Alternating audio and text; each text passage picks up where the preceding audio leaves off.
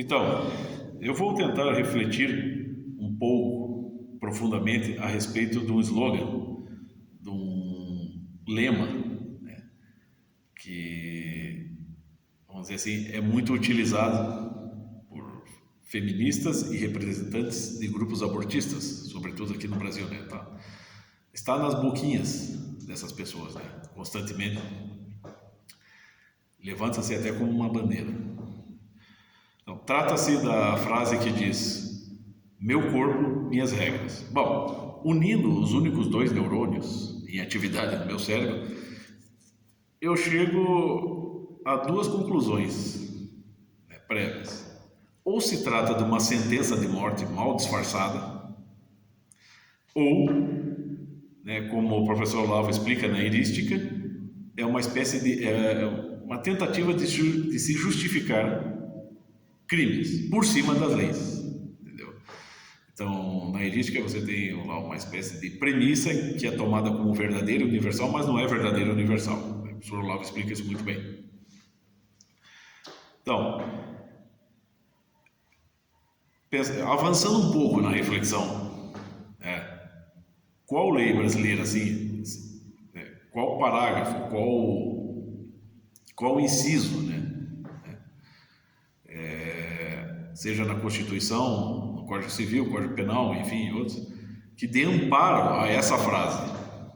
É uma frase que resulta de agitações ideológicas entre pessoas influenciadas por outras pessoas, né, de movimentos certamente internacionais, cuja, né, a meta é não diria a destruição da família, mas o controle sobre o destino humano, né? Isso é uma realidade nossa desde o marxismo, né?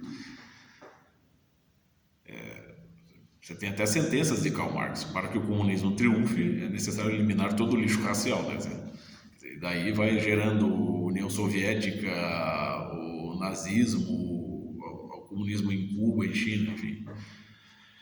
Tá. Por se tratar de um slogan ideológico, ele não pode ultrapassar, né? Não pode passar por cima das leis. Usa-se a justificativa da ciência, né, agora também. Levanta a bandeira da ciência, porque a ciência explica que até tantos dias, tantas semanas, não se considera exatamente uma estrutura humana, não sente dor, não possui consciência. Tá. Então, ou seja, a tentativa é de coisificar, como explicou o Viktor Frankl, coisificar o ser humano, né? E ainda se utilizando a ciência para coisificar o ser humano e, né, justificar o crime, né? As sentenças de morte. No caso aí, para, né, vamos dizer, uma minoria humana aí, né, entre aspas, uma minoria que não tem, né, a menor condição de se defender, né? Então, mas se é para tentar justificar com a ciência, então vamos trazer assim: qual ciência? Aqui a gente estuda, aqui a gente se informa também. Qual ciência, né, não está em fase de experimentação, não está em fase de crescimento? São as definições mesmo da ciência, os conceitos que já estão estabelecidos pelas ciências, diante de todo o resto que é experimental, são muito poucos. Aristóteles dizia: só se pode dizer que compreendeu algo de forma perfeita e completa quando se pode dar uma explicação conclusiva sobre esse mesmo algo. Bom, então aí vai uma explicação bastante sintética, concreta, né, e irrefutável, né, por meio da ciência, para vocês aí que tentam justificar o aborto. De um cachorro só podem nascer cachorros, certo? A ciência atesta isso. De gatos só podem nascer gatos, né? De macieiras só podem nascer maçãs. Enfim, de seres humanos só podem nascer seres humanos. Não existe outro meio natural dos seres e outras estruturas orgânicas surgirem no mundo senão por meio de uma gestação de outro ser. É assim que o divino criou o universo. Então,